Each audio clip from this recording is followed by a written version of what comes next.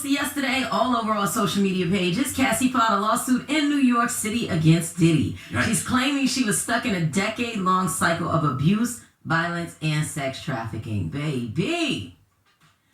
Whew. In a statement, she said, after years in silence and darkness, I'm finally ready to tell my story. She's speaking up on behalf of herself and for the benefit of other women who face violence and abuse in their relationships. With the expiration of New York's Adult Survivors Act fast approaching, she said it then became clear it was the opportunity to either speak up about the trauma she's experienced and she'll be recovering from for the rest of her life, or just kind of remain silent. So she chose to speak up. What are the allegations exactly? It just says that he did a bunch of stuff, that he allegedly gave her copious amounts of drugs, leading to a painful struggle with drug and alcohol abuse, that he controlled every aspect of her life. He is accused of frequently beating her and would hide her in hotel rooms for days until the bruising and signs of abuse were gone, and that he also allegedly forced her to have sex with male sex workers while he watched. Jesus. Male sex workers, what? Yeah. It sounded like hired some prostitutes and then watched them, Yikes. do their thing. I mean, those are some serious allegations. Cassie is entitled to file her lawsuit, and Diddy is entitled to due process. That's why these situations, should play out in court and not the court of public opinion. And I know everybody wants to have the hot take on this situation, but the reality is we don't know. No. We don't know what's true and what's not true, so you got to let things play out. But what I will say, when you see situations like this, don't laugh or celebrate what you think is a person's downfall, or be quick to dismiss someone's claims. Just let things play out.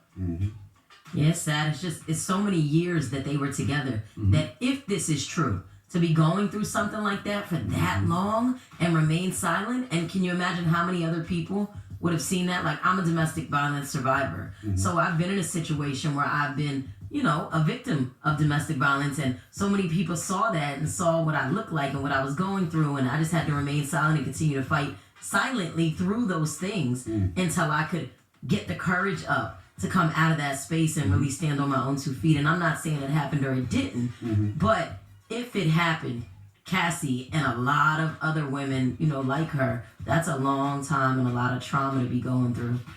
What made you speak on your situation? What happened to you?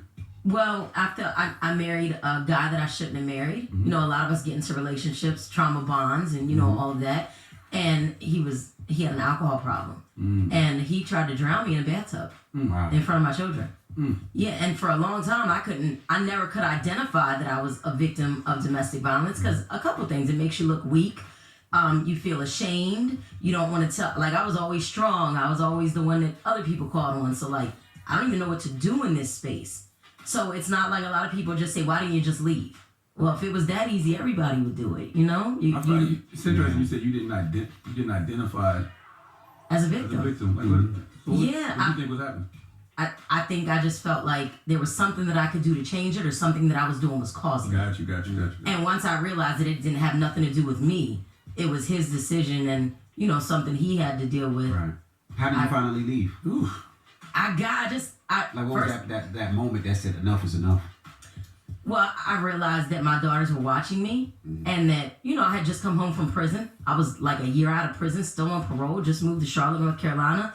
I was scared, but I was like, bro, I'm either going to stay in this relationship and potentially end up losing my life, open my kids up to more trauma, or, I'm going to gather myself and just try.